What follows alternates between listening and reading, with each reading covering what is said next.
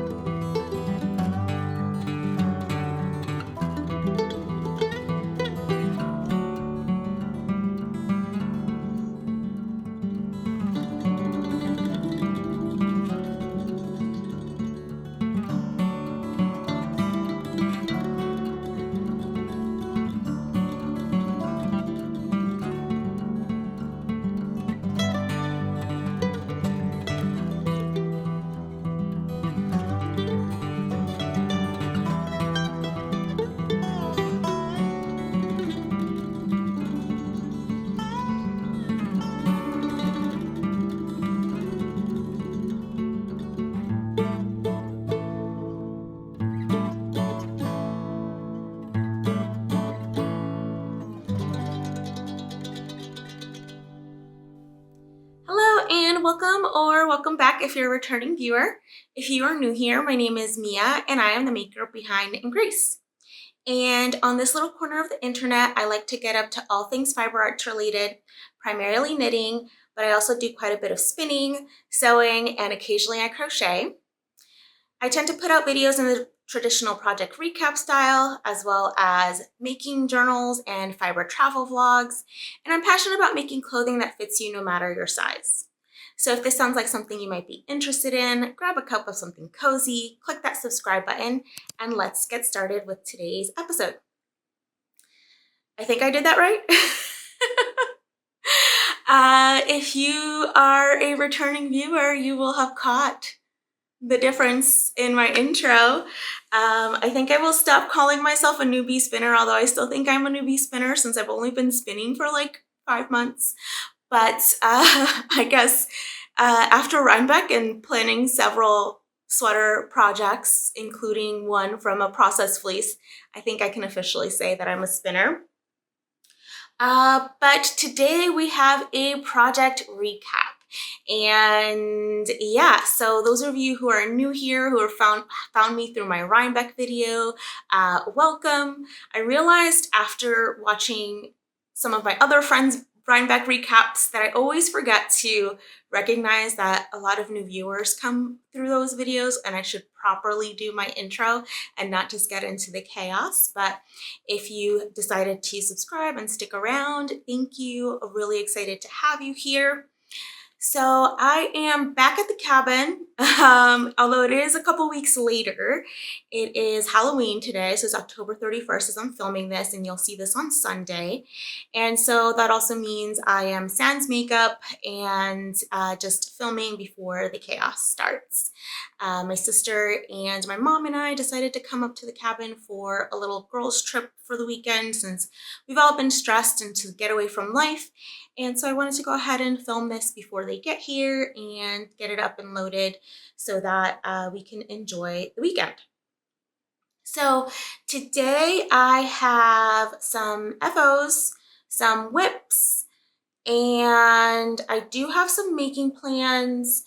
I also have some spinning. And so as always, I will be sure to timestamp along the way so that you all can skip around as you wish, or if you want to skip a portion, if you'd like to, you are able to do so.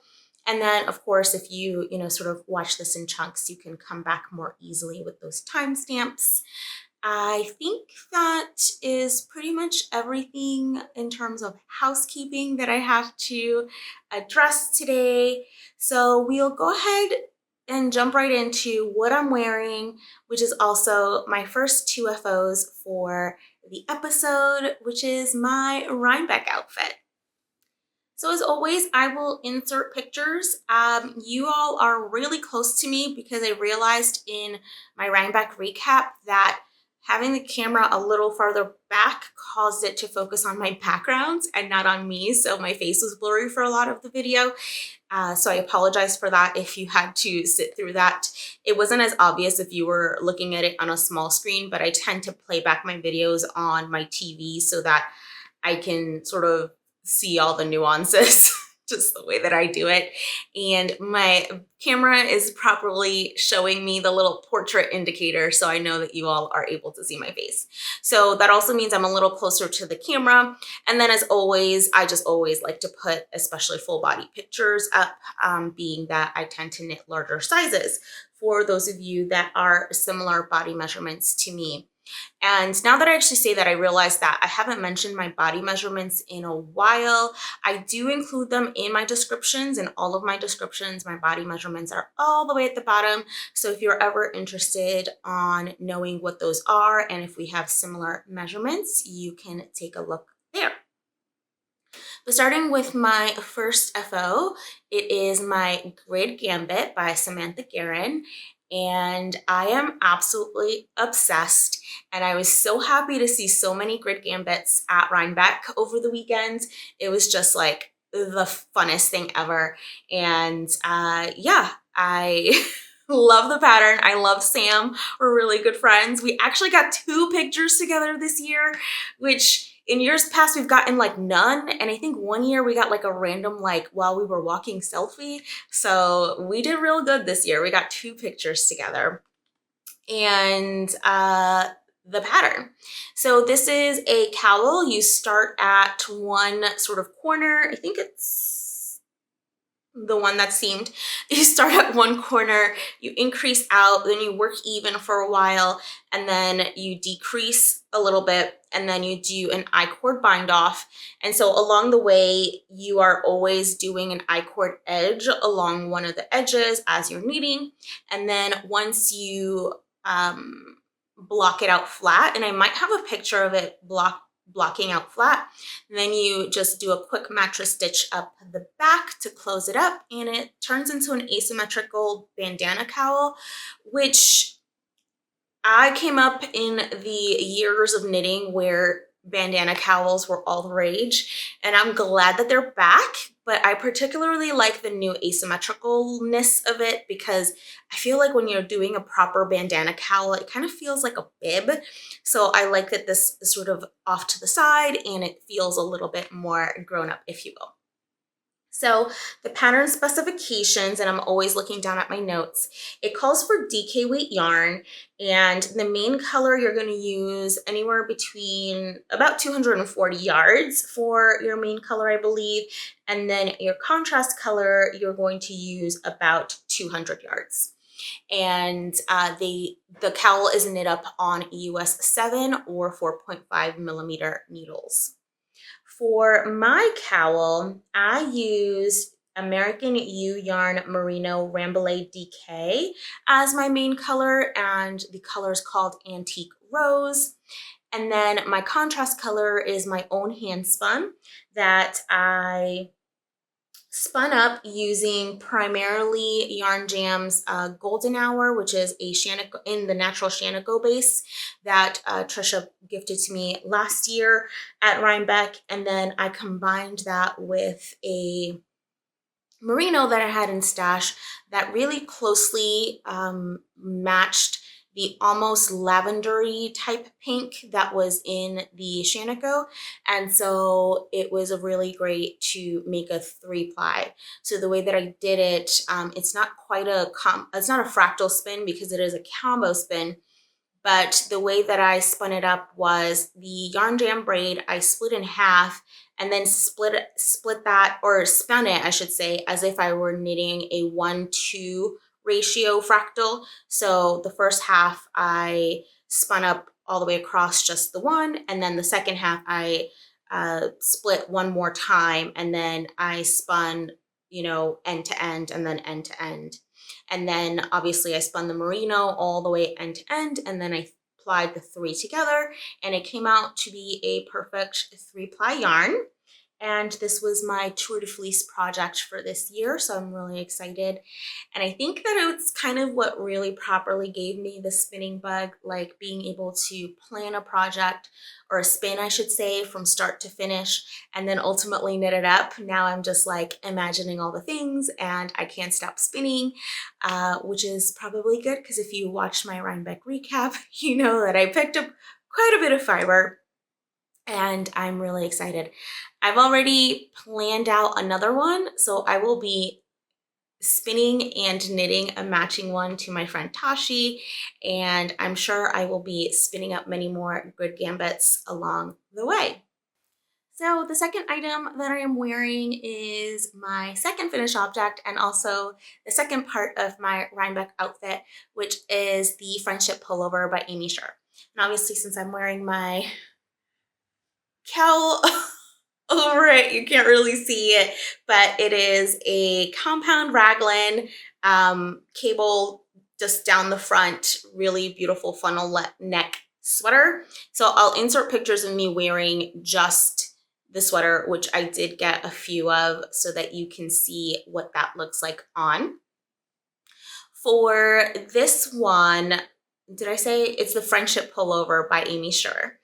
And so for this one, I knit size D with a 2-inch bust dart, which is my typical Amy Sher Makes size.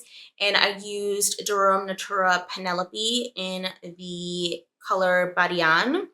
And the majority of the yarn was gifted as part of my, when I was an affiliate with Amy, which I'm no longer, as I'm now a part-time employee. But just wanted to be transparent about the fact that the majority of the yarn was gifted, although some of it was purchased. And so that kind of leads to, I guess I'll speak to the yarn a little bit and then I'll speak to the construction. So I've mentioned this before, and if you all watch my friend Stephanie of Edible Thoughts Makes channel, she also knits quite a bit with this yarn. Penelope balls are always short. So they're always short. And then particularly for me, which I've found with some of my other friends, Amy included actually, who's the designer of the pattern, as a continental knitter, I row out really badly with this yarn because it's just such a round, plump yarn. And so I can never get row gauge with this yarn unless it's a pattern that's actually designed in the yarn. So for this pattern, let me pull up the gauge because the gauge is 20 stitches to, no, I think that's my gauge. Yeah. So the pattern gauge is 20 stitches to 26 rows, and my gauge was 20 stitches to 32 rows. So obviously that's quite a big difference. So for that reason, I did end up using a bit more yarn, but also in general, the Penelope balls are always quite short. I think that when I did the math, I ended up being about 11 grams short of what I would have expected to have with the number of balls that I ended up using, which is about 25% of a ball, so it is significant. So if you're ever using Penelope, which I do recommend, it is super soft. I love the yarn. It is really round. It's perfect for cables, but just keep that in mind. You might want to get an extra ball or two if you think that either you might have a row gauge problem, or if you are like at a point in the yardage recommendations for your pattern where you're close to that full ball, definitely get an extra one. So even though I think in my size, the pattern said that I should have needed about 1,090 yards, I used 1,164 yards. And again, that's just because of the row gauge difference. And I knit mine on US 6 or 4mm needles. I think that is smaller than the recommended needle gauge. Yeah, the recommended needle size is a US 7 or 4.5. So I got gauge on a US 6 or 4mm needle. And in terms of the construction, this is knit bottom up. So if you've ever knit a bottom up raglan, that also means that you are knitting your sleeves bottom up, and then you are attaching everything and then decreasing for the raglan. I particularly like this because it kind of like is a really quick finish, but it also does make for the first few rounds when you first join your raglan to be a little bit fiddly. But my favorite thing about bottom up raglan patterns is that you can knit your sleeves as a gauge swatch. So I did not swatch primarily because I have knit in this yarn before and I did get gauged, so I knew that it was fine. So what I did was I knit the sleeves and then blocked them just to make sure that everything was looking good. And I knit both of the sleeves, and then it was nice too because since I knit the two sleeves first, once I'd finished the body, I didn't have to pause and knit the sleeves. I just kept going and finished it up. This one knit up really quickly. I think I estimated it as 5 knitting days, which if y'all have been here for a while, you know that I'm a fast knitter, but I found it to be even fast for me. And so I think each sleeve I took a day to knit.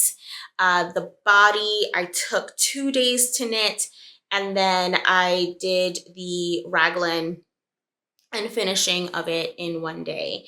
And it is amazing. In terms of the fit, it is meant to be a cropped fit, but you'll notice on my pictures, or you may have noticed in my pictures, that it does hit me more high hip. And so what I did was I knit the pattern exactly to specifications. And I know that when I'm knitting an ASM pattern that is meant to be cropped and I knit it to pattern specifications, it's going to hit me high hip. It's funny because I am planning on fitting series coming up soon that I'll be publishing on the channel probably in December, but I've already started scripting, so it is definitely happening. Part of that, I retook my measurements and I worked with Amy to get her measurement chart for the ASTM, which is the chart that she uses. And it definitely, we realized why Amy's cropped equals my high hip. And so according to the ASTM chart, you know, which is, of course is an average, so everybody is different, and that's why I'm kind of going to go on this fit series that I want to put out on the channel. But according to the ASTM chart, a cropped length is 2.75 inches from your natural waistline, which I would agree is the case for me as well. 2.5 inches from my natural waistline down is about my belly button. For me, for a cropped, I still like to have it maybe like an inch more so that it covers kind of my belt buckle or belt loops. But that's what cropped means, right? So if then the designer is knitting for a like normal or average size torso, because again, this is an average, right? Size charts are averages across many different people. That is a longer measurement than it is on my torso because I have a very short torso. So for me to actually achieve a cropped length, which I have knit some of Amy's patterns cropped, and I'm currently knitting one of the patterns cropped. For me to achieve a true cropped length, I have to crop anywhere between 2.5 to 3 inches. And, oh no, 2.5 to 3.5 inches is, I think, the measurement that we came up with. So that is why I say whenever I knit an Amy Sure pattern that's cropped to measurement, I get a high hip length, and it's because I have a shorter torso than the chart that she uses. So that is a big tangent to go on to explain what I'm wearing today. So the next finished object that I have to share with you all, or the next 3 will be socks, but the next one I have, and then the other 2 I will put in pictures. It is what I am calling the Sleepaway Camp socks by Alicia Plummer. They have been worn and washed, so I will bring them up close and then I'll insert the pictures. But this is what they look like.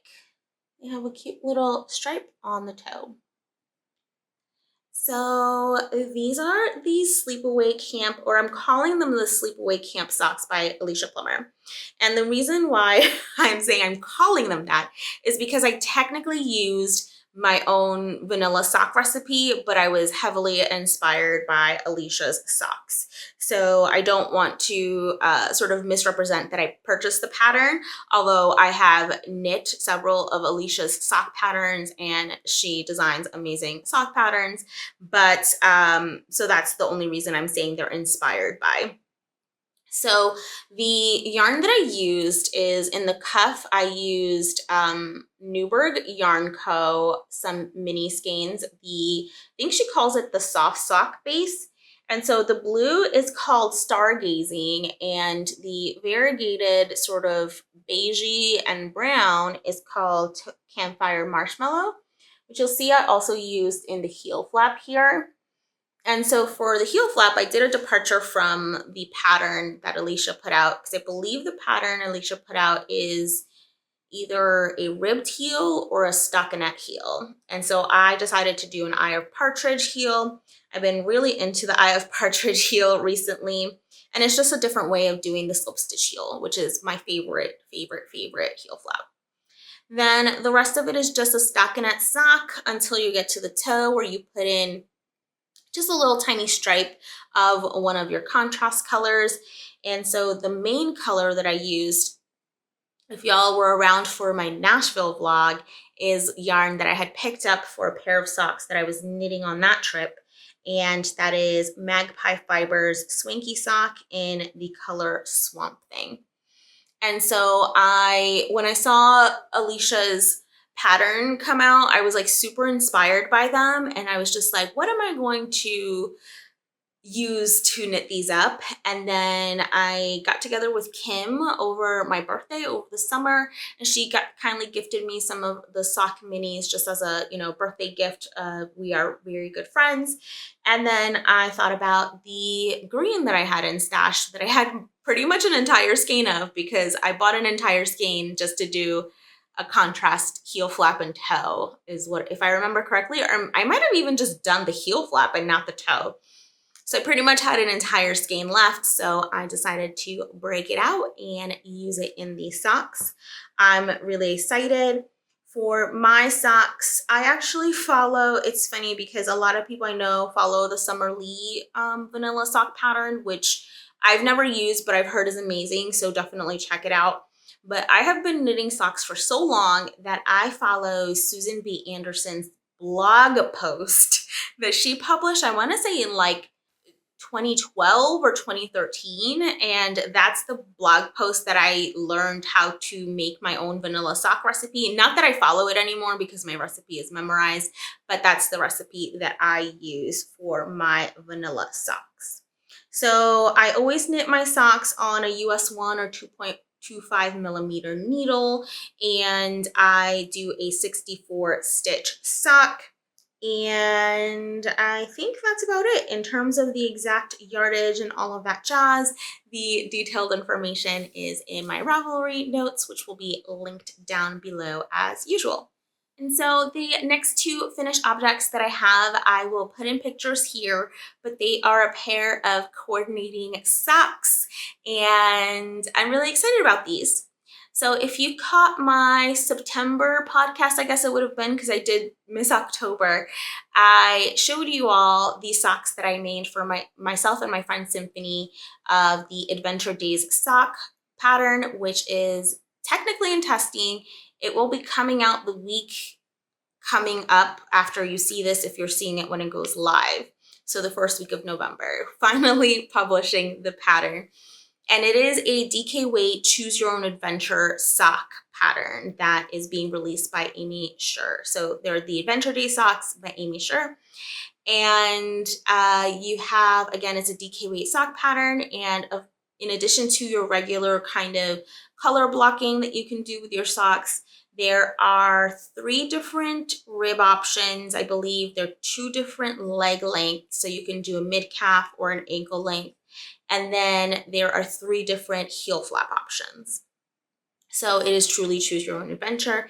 And then it's graded from baby all the way to adult large. So after I finished the socks for myself and for Symphony, where we had gone in together on buying some yarn, I used the Knitter's Homestead DK sock base.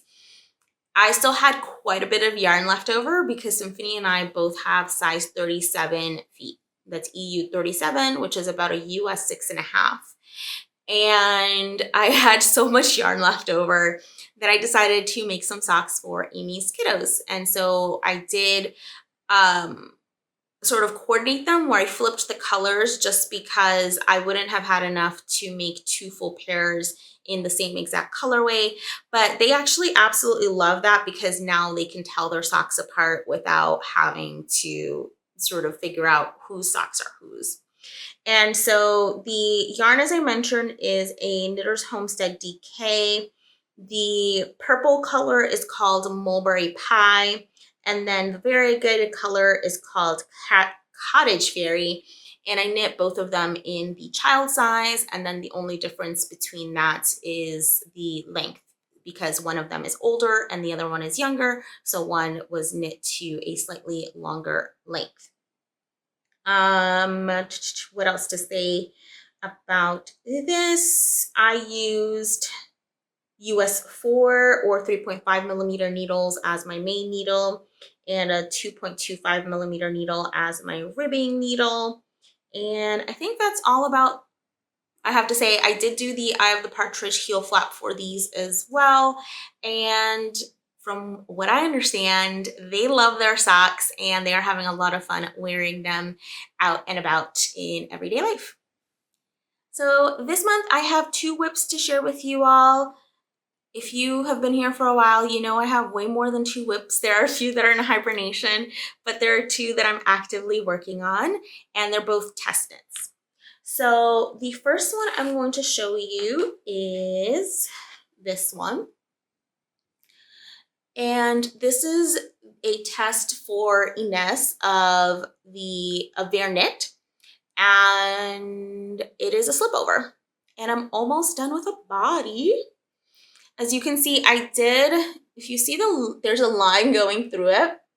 The reason for that is because it is worked top down. And so I did the front and the back. Well, you start at the back, I think, and then you do the fronts. And so what I did was then I blocked it out and I cast on my neck line, my neckband, and so that I could properly gauge where to place my bust dart.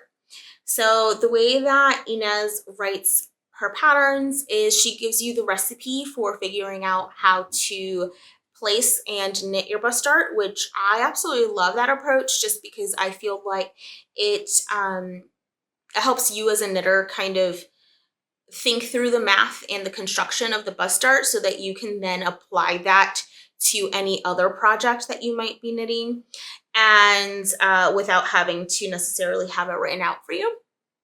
And I'm really excited about this one.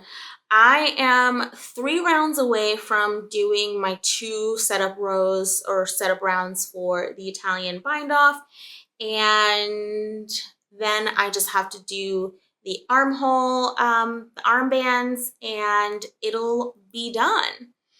I am using a woolly knit cone for this one, held double. So I believe this is either a sport weight or DK weight pattern. I don't remember which.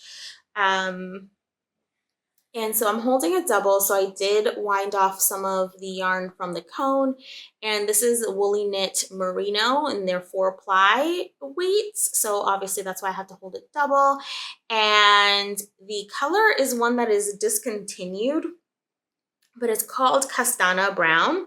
And it is a really, really deep brown that, depending on the light, will actually look black. And that's what I like about it. So I'm really excited to have this almost done. This test is due on November 15th, I believe, which is when I'll be in Barcelona. So I'm trying to finish it off before my flight and then maybe take a photo pictures in Barcelona, which I'm excited about. And yeah, for this one, I am doing some sort of size mashups and things like that. So I think I'm actually going to do a dedicated video for this one, so I won't go too much into detail in terms of my modifications, because I've actually done quite a few modifications for this one that I think it deserves its own video. So more to come on the Mochi Slipover by Knit. And then my second whip and second, I guess, technically test knit is, and the reason I say technically test knit is because I run the test knits now for Amy. And so even though I'm not an official tester, I'm usually knitting along with the testers in the group. And so this is for the reading room slipover. And so the Mochi slipover, I do have pretty good pictures of, so I should have already put them in terms of what it looks like on Inez. On Amy, we have not taken the pictures yet, so more to come on that, I guess. And I see that my camera is telling me that I need a battery change, so let me go ahead and do that before I get into the specifications. Okay, I ended up taking a little bit of a break to also let the camera cool down in case that was the issue, because sometimes as the camera warms up, the battery goes down a bit as well. And so just to explain if the lighting is different, it's about an hour later. But anywho, as I was chatting through my reading room slipover, so this is currently in testing, and I think it will be released in January, if I remember correctly. And it is a slipover that features a textured diamond kind of pattern, and it is knit in sport weight, bottom up, and it has a few different view options. So you have the option for a split hem, which can be either an even split hem or a high-low split hem. And also the option for a just straight hem all around. And then for the neckline, there is an option for a V-neck as well as a crew neck. And then for the body length, there is a cropped length and an A-line, or no, it's not A-line, either a cropped length or high hip length. So there is no shaping in the body either. It's just one is slightly shorter and the other is slightly longer. And so this is actually where we realized where sort of my differences with the ASTM came in, because when I decided to crop this, I took my measurements of, because I put bust darts and everything, so I took my measurements from my apex, you know, aka my nipples, down to where I wanted it to be. And I realized that I had already like reached the length that I needed, which was almost 3 inches shorter, which is, it was 2.75 inches shorter. And that's when I asked Amy, like, hey, what does the ASTM say that I should be knitting this to? And that's when we kind of realized all of that. But anyway, I will get into all the details of that as well in the project journal or the finished object of this one. But I did want to show you my version. It's a little hard to show because I have finished the front, but not the back. So I guess I could do this so you can kind of see the back is hanging. So I'm just about ready to do the back, but I finished the fronts. And this is going to be the V-neck view, and I'm doing a high-low hem. So now that you guys can see the V-neck, I'll go ahead and get up close so you can see the texture pattern. I am using Kelborn Woolens Andorra for this, which is now discontinued, unfortunately, because I love this yarn. It's like a wool mohair blend, and it's sport weight.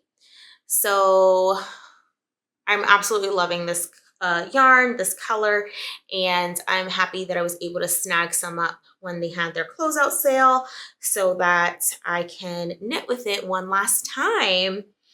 But I'll show you the high-low hem situation that I'm doing for mine, and I'm doing the cropped version so you can see how teensy my torso is. That's how small my torso is. And so that's the high-low hem. It has a very dramatic high-low, so the back is twice the length of the front, which I love. And so this is the cropped view that I'm knitting. And it is 1 by 1. And so I did do the tubular cast on,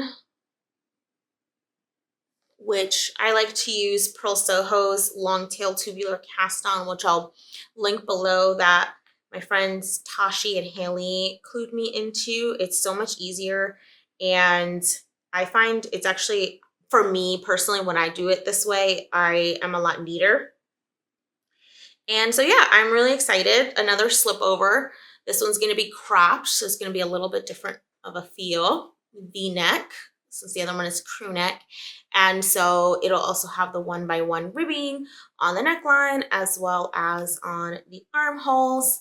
And I'm really excited to be working on this one. I'm wondering if maybe I might be able to finish it for Barcelona and I can take some pictures there. We will see, but I am not sort of pressuring myself with regard to that at this moment. So I think that covers my knitting whips. So I'll chat through my one knitting plan that y'all will understand in a second, and then I'll get to the spinning portion of the episode. So if you have been following around since the summer, you may remember that I got a nice big package of Pearl Soho yarn at the beginning of the summer to knit my Barcelona sweater. And yeah, let's just say that the ADHD urge to fly real close to the sun, sometimes it works and sometimes you completely go up in a ball of flames. And I guess luckily and unluckily, it happened to both Tashi and I at the same time, who I'm buddy knitting this with, and we are going to make the best of it and still cast on before Barcelona, and then knit our sweaters while we're in Barcelona. So it'll still be our besties in Barcelona concept, and I guess we'll just have B-roll of us knitting our sweaters all around Barcelona. Additionally, if you did catch that video, you will know that I was originally planning on knitting the Calm Down cardigan by Lily Kate France, or I should say both of us were. And we have changed tracks just because once I got a look at the size chart, wasn't super big fan of the armhole drop of it, and I didn't want to do the mental math to sort of fix it. And so we both had been also looking at the Eva cardigan, and we both actually owned, I think, the Eva cardigan. And so we've decided that we are going to pivot. We're going to knit the Eva cardigan by Petite Knit. And then what we're going to do is, instead of the sort of 2 by 2 horizontal rib for the button band, we're still going to do the vertical button band and all of that to make it sort of just look a little bit more of what we'd originally envisioned the cardigans to look like. And so I have my one skein of yarn here that I balled up, and I took my gauge swatch from. Can't for the life of me find my gauge swatch. I do know that I have gauge. I know that the gauge is 20 stitches, and I got gauge 20 stitches on size US 6 or 4mm needles. 4mm needles. I need to go back in my footage and see if I talked about my row gauge. Hopefully I did, because I have no clue where I did with my swatch, but I will be casting this on, and I will be just hauling butt to make sure that I get a good amount of it done for whenever y'all see me next. And you guys will be able to see the manic craze to finish, or start my cardigan and then ultimately finish it over the next couple of weeks as I post my Barcelona knits content. So that is my one and only plan. I do have a sample that I'm just about done with that needs to be sent off, and it is a secret sample.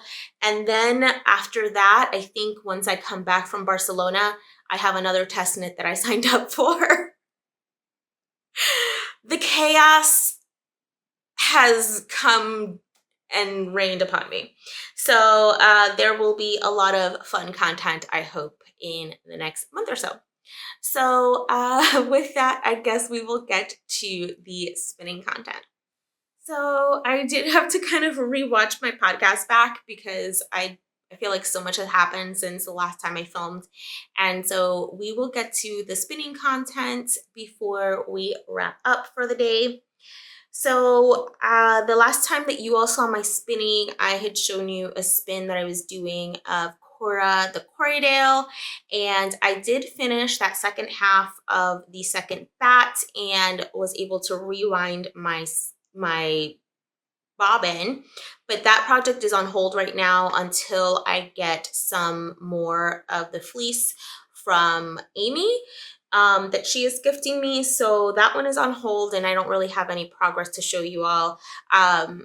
I'll put in a picture here so that you all remember what that looks like. But essentially, I just spun up 4 singles of this beautiful Corriedale mixed with sari silk.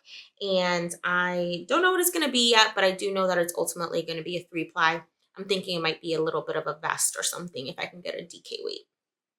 So that's that.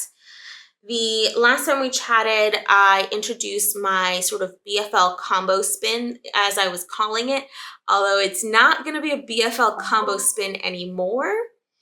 And, but I did ply up one of the skeins. So as a reminder, I had some Little Yarn Co. or Little Fiber Co. Sorry, Lauren Little Fiber Co.'s BFL that I had picked up at Flock in the color Pairs Well with Friends. And then I picked up BFL Silk from Big Little Yarn Co. in Satsumemo Pie. And both of them, I think were 4 ounces, or maybe, I think the Little Fiber Co. was 4 ounces, and I think maybe the Big Little Yarn Co. was 100 grams. So either way, both of them I split in half and then spun the singles onto 2 separate bobbins end to end so that then I could ply them and do sort of a combo situation. So I did ply the 2 together. There we go. So this is what it looks like. And so this is the 2 of them plied together. And then, okay, perfect. Just wanted to make sure it wasn't tracking anymore. So I did manage to go ahead and do that. And then the reason I say it's not going to be a BFL combo spin anymore is because when I was at a woolen fair, I fell in love with some Rambouillet from Distill Fink Fibers. And I ended up getting 2 different braids, and I decided that the color I'm going to pair this with is Belt of Venus. And so I have since split it in half, and I've started the first half. And so this is what that looks like. This is like sort of the second half of the first half split up.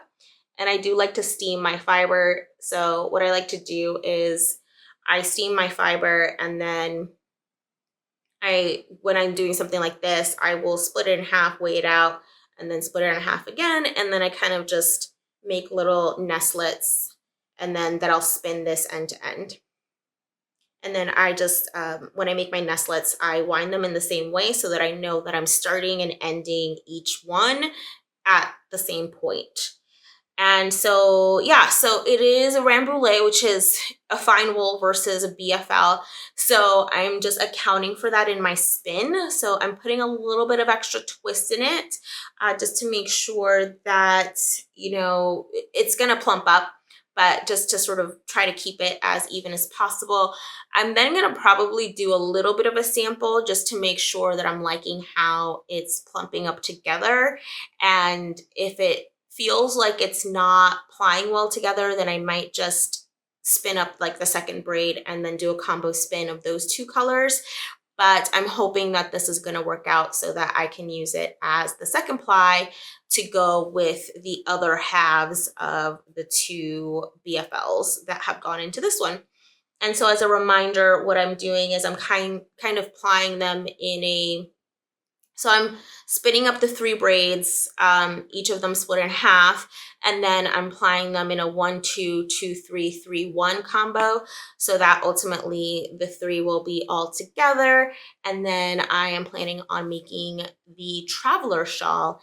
And so I'm hoping to at least have the like second combo plied up together before I leave for Barcelona, so then I can start the traveler shawl on my wooden needles, so that can be my project for coming back, just because I know sometimes Spain specifically is a little difficult if you're traveling with metal needles. So I know leaving the US to Spain, I won't have any issues with my metal needles, so I will probably just have whatever project and then, you know, knit all the way there. And then while I'm there on my metal needles, and then have just started a project on the wooden needle, so then I can check my metal needles and then fly with my wooden ones. And so that's why I'm hoping to at least have the second skein of the combo done, so that I can get a feel for whether or not I'm liking the way that they're spinning together, and get going on that. So the last thing that you all saw in that video was some Shanago tweed that I had purchased from Cece's Wool. And I had just shown you the big 1 pound ball that I ended up getting, or, you know, ball of roving, I should say. And I did start spinning it up. And so this is actually my second bobbin. And I have not rewound it, so it is a little, uneven. That is my second bobbin there. And what I did was, when I did my first bobbin, I did make a few or 2 little samples. So I made a 2-ply sample where I just plied it from a center pull ball. And then I made a 3-ply sample doing a chain ply, knowing that if I did do 3-ply, I would do a proper 3-ply, but just so that I could get the feel for like the denseness and the gauge and whatnot that I would get. I ended up getting a similar wraps per inch between the two. I have my notes somewhere, but I ended up liking the look and feel of the 2-ply better, because the Shanago does plump up quite a bit. And so I liked the look and feel of the 2-ply better. And so what I'm going to do now is I am going to finish spinning all my singles and then ply them together in a 2-ply, and then I will decide sort of where the project will go. So this is where I am somewhat planning, right? Like, I'm not planning for a project per se, but I am looking at my spin, making sure that I'm being consistent in the way that I'm spinning my singles, then be consistent in the way that I'm plying them, so that ultimately I can do, or I can knit sort of a lightweight sweater. And so I'll show you the 2 samples, and the light's really going away really fast, so I'm not sure. Oh, there we go. So the one on the top is the 2-ply, and the one on the bottom is the 3-ply. And yeah, I'm just like really excited that I can sort of spin consistently now, and that I'm making yarn in a way that I can actually make a garment and not just accessories. So I am just going to keep on spinning it. I have, like I said, spun up I ended up splitting it into 4-ounce braids just for manageability. So I have spun up the first 2 braids. So I have 2 more braids to spin up, since it was 1 pound, and then I will ply them together. I might even just spin up like the 3rd braid and do apply that way, because I actually think that I have enough yardage that I don't need to spin up the whole 16 ounces. When I did a quick grist calculator using, I forget her blog, but I'll link it below. I did a really quick grist calculator, and it was showing that I would only need, I think, 11 ounces. I still think that I would spin the full like 12 ounces, obviously, because I'm going to be sampling and swatching, and then we will see. But then that will leave me with 4 ounces that I will have to combo spin into something else. So we'll see what I end up doing, if I end up spinning them all as singles and then plying, or I might just do the 3, ply them all, and then take it from there. And so the last spinning project that I have to share with you all. So yeah, I guess all my spinning projects this month are whips. I don't have any finished spinning projects other than, I guess, it's a partially finished one for the other one. But this is another bobbin I just finished and have not rewound yet, so it will be rewound, but I'm really excited about this one. This is the Yarn Jam Rhinebeck 2025 colorway. And when Trisha debuted this one on Instagram, I absolutely fell in love with it, and I knew that I had to have it. So when I went to her booth, I picked up 2 braids. And so the reason I picked up 2 braids is one of the braids I'm going to do a 3-ply fractal spin on itself, and that's going to be my grid gambit. And so Tashi also got it, and they're also going to do the same for their grid gambit. And then the second braid I ended up getting, because when I saw it, I held it up next to, I think it's called Dried Flowers is the colorway, and it looked like a really nice pairing, and I already had Dried Flowers in stash, so I ended up getting the second braid to do a 2-ply combo spin with that one that I'm going to spin up into what's probably going to end up being like sport weight.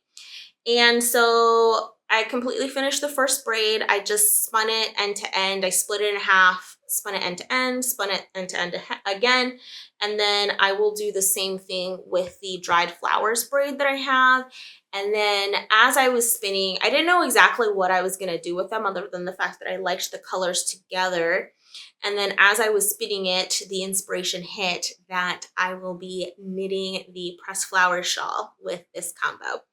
So that shawl is a DK weight. This will likely be a sport weight, but I really don't think that it matters because it's one where you just keep increasing until you run out of yarn.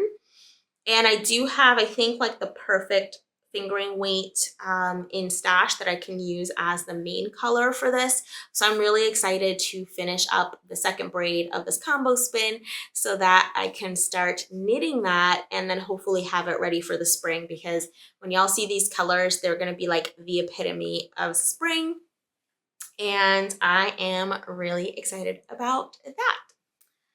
Okay, so I guess a really long episode is par for the course when you skip a month, but I have come to the end of the episode, I guess. As I mentioned, knitting, I will be working on the Eva cardigan by Petite Knits.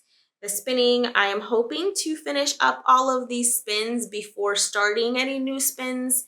Famous last words, but I'm hoping to clear off all of these spins before starting any new ones, because I would like to start 2 very specific spins once I come back from Barcelona. And so that's kind of the plan for that. So those are the knitting plans. Those are the spinning plans.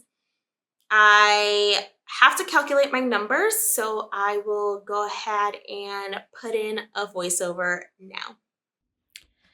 Okay, so I guess none of these numbers should be surprising to anyone who has watched the Rhinebeck vlog, but I will start with my September numbers because obviously I did not put out a podcast at the beginning of this month. And so in September, it was really good. I didn't purchase any yarn, but I also didn't destash any yarn. So it would have been nice if I destashed some yarn.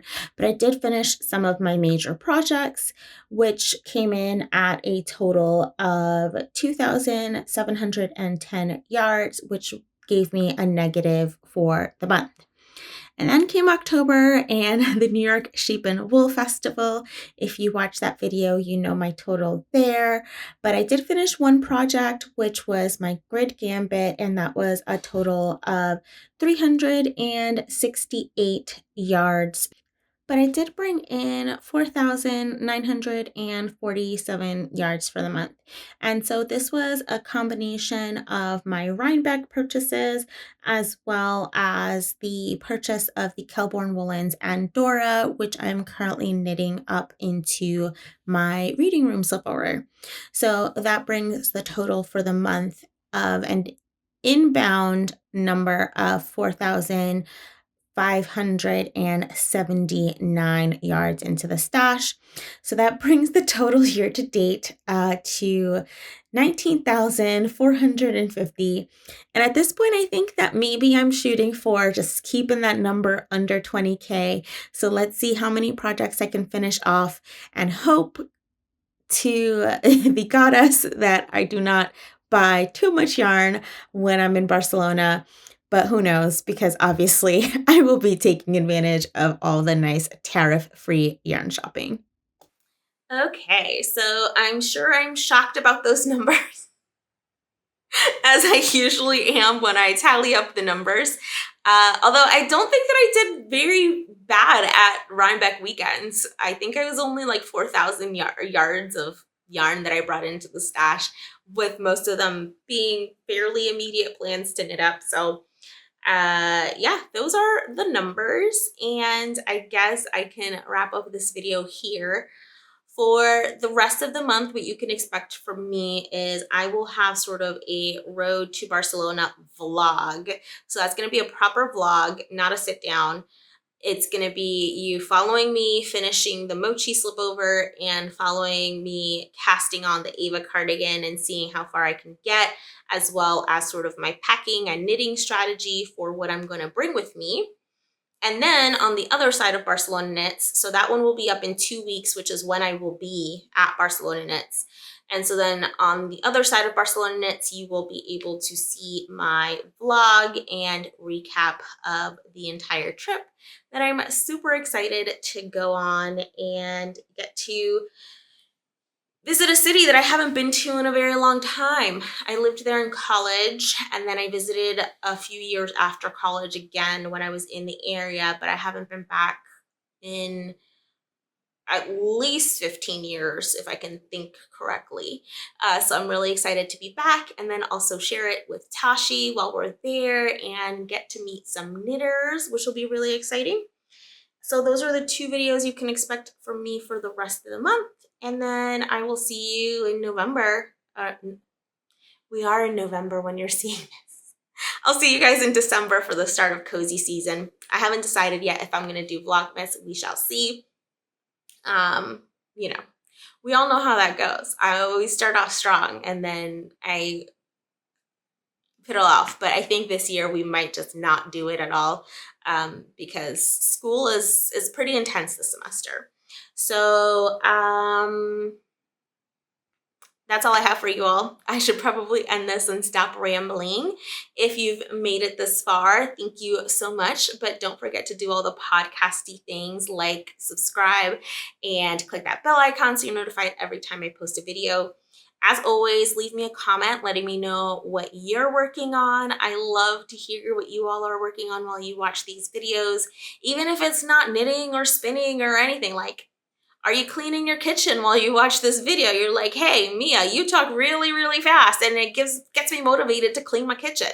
Whatever it is you're doing, let's have a conversation down in the comments, and I will see you in about 2 weeks' time. So until the next one, be sure to take care of yourselves, your loved ones, and each other, and I'll see you next time. Bye.